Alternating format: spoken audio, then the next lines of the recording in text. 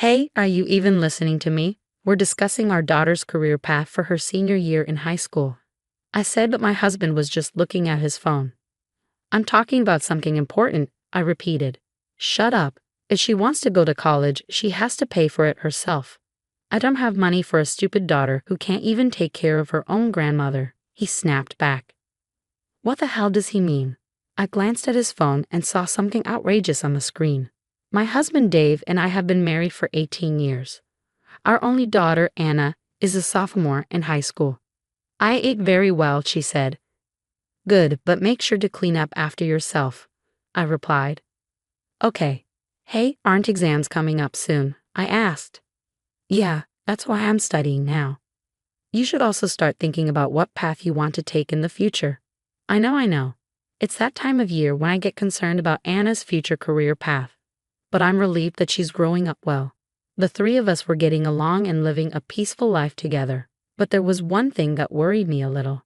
My mother-in-law, Judy. My own mother passed away soon after I got married. At the funeral, Judy said and did something inappropriate. Mom, you're my son's wife now, so don't cry over something like this, she said. Huh.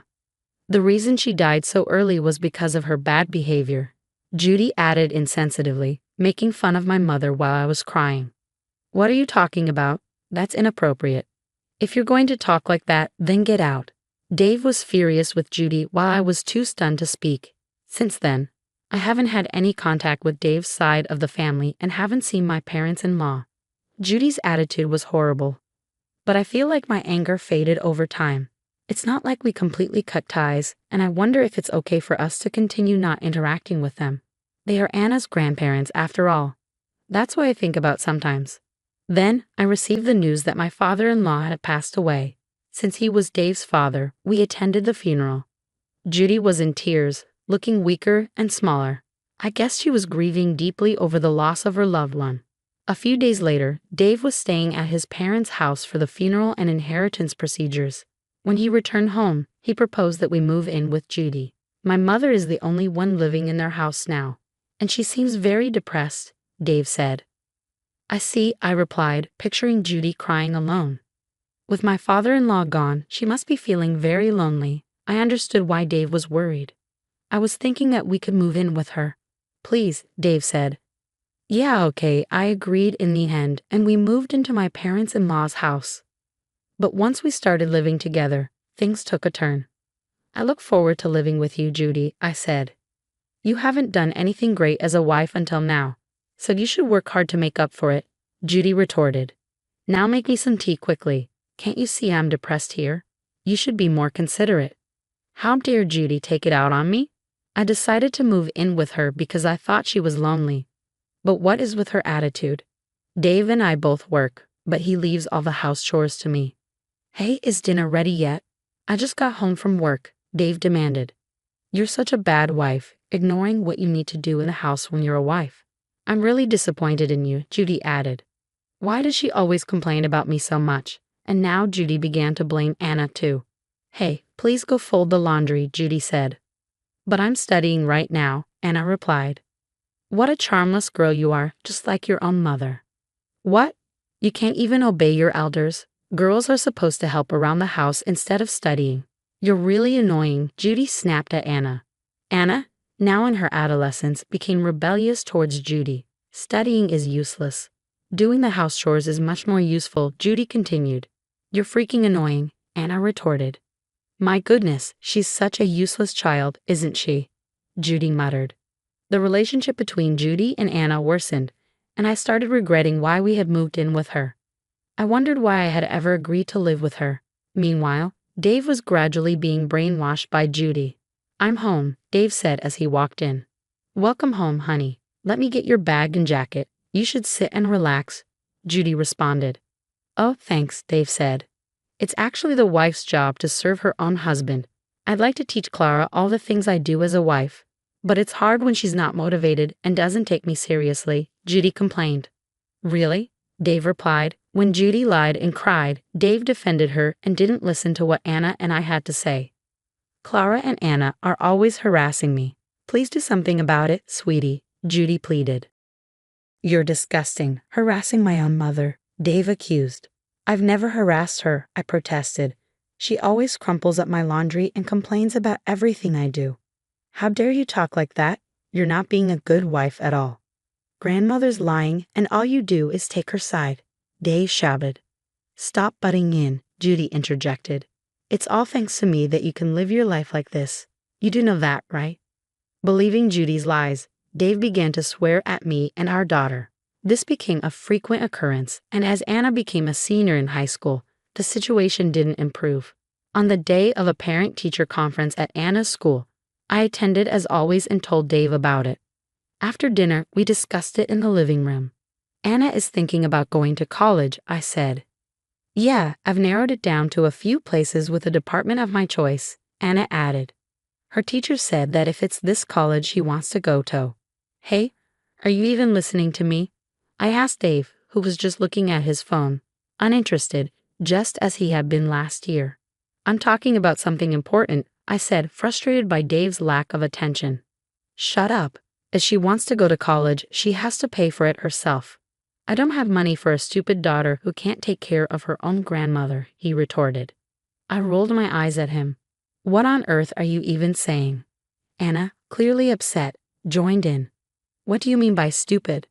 I don't have any money of my own, and you're being so irresponsible, Dad. You have some nerve to only depend on me when you need money. You have a thick skin, just like your mother. I wonder how she raised you to be like this, Dave sneered. What? Anna exclaimed, arguing back. This only made Dave angrier. Judy decided to join in. If the mother isn't good enough, the daughter won't be either. A daughter who doesn't know her place and gets cocky doesn't deserve anything paid for her, Judy said. That's right, Dave agreed. Why should I pay for a selfish, stupid daughter? How dare he call Anna selfish? We have been saving for her college fees, and it wasn't like we didn't have the money. I couldn't take it anymore. If you're going to be this annoying about money, then fine. I'm getting a divorce, I declared, my frustration boiling over. Dave scoffed. There's no way you can afford Anna's college fees on your own, you idiot. If you want a divorce, do whatever you want. I don't want a useless wife who can't take care of her husband's family, and I don't want a stupid daughter raised by such an idiot. He continued, the savings we have together will be used for my family, mainly my mother, so don't you dare count on it. Oh, I see.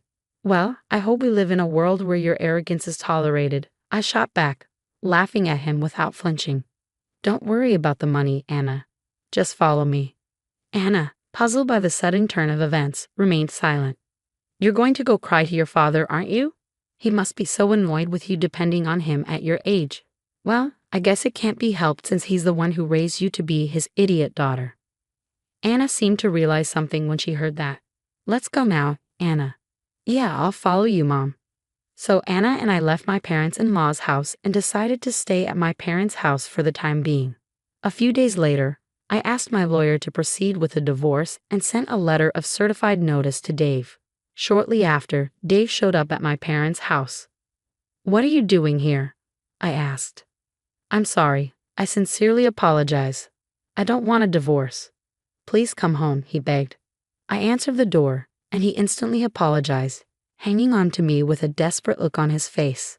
I had noticed that our savings were decreasing, and after a background check with a credit card agency, discovered that Dave was spending money at a hostess club. He had been secretly preparing for a divorce and was known as an undesirable customer at the club. I'm going to divorce my wife, so marry me, he had said to one of the hostesses. Huh? What are you even saying? I truly love you, and I can make you happy, he insisted. I'm not really looking for that. After I declared for a divorce, he had proposed to the club hostess he had been infatuated with.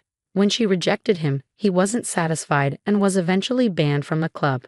His contact information was blocked by her, but still not ready to give up, he waited for her near the club. I'm serious. Please just listen to me, Dave pleaded. I have to go to work now, I said, brushing him off. Please, I need to talk to you, he insisted. I'm in a hurry, I replied, turning away. When he tried to talk to her directly, she coldly rejected him. After being seen multiple times by his colleagues, Dave was shunned at his company. When his boss found out about his nightlife activities, he was called in for questioning. I heard that you've been stalking a club hostess. I'm not impressed with that kind of behavior, his boss said. I'm serious about our relationship and thinking about marrying her. I really love her, Dave explained. I understand your feelings, but I'm not sure if she feels the same way about you, his boss replied. If I get to talk to her properly, she will understand, Dave insisted. To begin with, I thought you had a wife and a daughter, his boss remarked. My wife and I are divorcing. Both my wife and daughter are annoying and have the nerve to talk about college. The hostess from the club is a much better woman than my selfish wife and daughter, Dave argued. What? Now, wait a minute. As a husband, you ought to consider your own wife's position. Did you even listen to your wife properly? You only listen to what your mother has to say. Besides, you don't take your daughter's college talk seriously, but you're into another woman.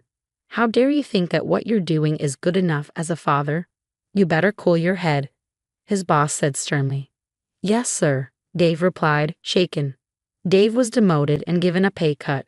I sent him a certified letter demanding a divorce and custody of Anna. I also demanded a division of property and compensation for the money he spent at the club. I'm really sorry, I was wrong. Let's start over, Dave pleaded. Even if we don't get divorced, you still have to pay for the money you spent behind my back, I pointed out. What? Dave was surprised. I sighed in disgust. You left all the house chores and taking care of your mother to me. I can never get back together with someone who tries to live a happy life while playing around with young girls. I refused to get back together with him once and for all. Then Anna showed up. I'm really sorry. I'll be a good father to you. Let's start over, Dave begged. Anna glared at him coldly. Do you have any idea what I've been going through these past few months? If you think you can be forgiven with one light apology, you're stupid. Just because I'm in high school, you look down on me. A father who takes away his daughter's future options but plays around and pays other young women is too creepy and gross for me. Dave couldn't hide his shock at Anna's rejection. He slumped his shoulders and left. Soon after, he was completely depressed, rejected by the hostess at the club as well. Eventually, Dave gave up trying to get back with me and paid the fees I claimed. The money he spent at the club and the alimony were covered by his inheritance from his father. But it wasn't enough, so the rest was paid in installments. The monthly alimony and child support payments were difficult for Dave, who had a pay cut. After the divorce, Judy visited me once at my parents' house. You have made my life difficult. I forgive you, so you should forgive my son and come back home, Judy screamed at me from the front door. I'm so fed up with my selfish mother-in-law always looking down on me, I said. I called Dave, and he rushed over to pick Judy up. Mom, what are you doing? Dave asked. I'm telling your stubborn wife to get her act together, Judy said. I'm not his wife anymore. I have a record of what you've been saying to me when we lived together, so I can file a claim for alimony if that's what you want, I replied calmly. How dare you talk to me like that? Judy got angry. That's enough. You're putting me in a bad position, Mother. Dave lost his temper. Dave got so angry that he put Judy in an institution. With the alimony, child support payments, and payment for the facility, my ex-husband's life became quite tight. Another tough month, Dave sighed. He had to do all the house chores himself and was living a lonely life. My daughter and I were spending peaceful days at my parents' house. Despite everything that had happened, she was doing her best to pass the entrance exam for college. Here you go, your dinner, I said, handing her a plate. Thanks, I was just getting a little hungry. I'll eat now, Anna said. You're working hard, but don't push yourself too much, I told her. I'm my mother's daughter, and since you don't have any good luck with men, I'm going to do my very best and become an independent woman who can live on her own without depending on a man, Anna joked. I laughed. Oh, I see. But if my daughter is working hard to follow the path she has chosen, I'll do my best to support her. I want her to be truly happy more than anything else.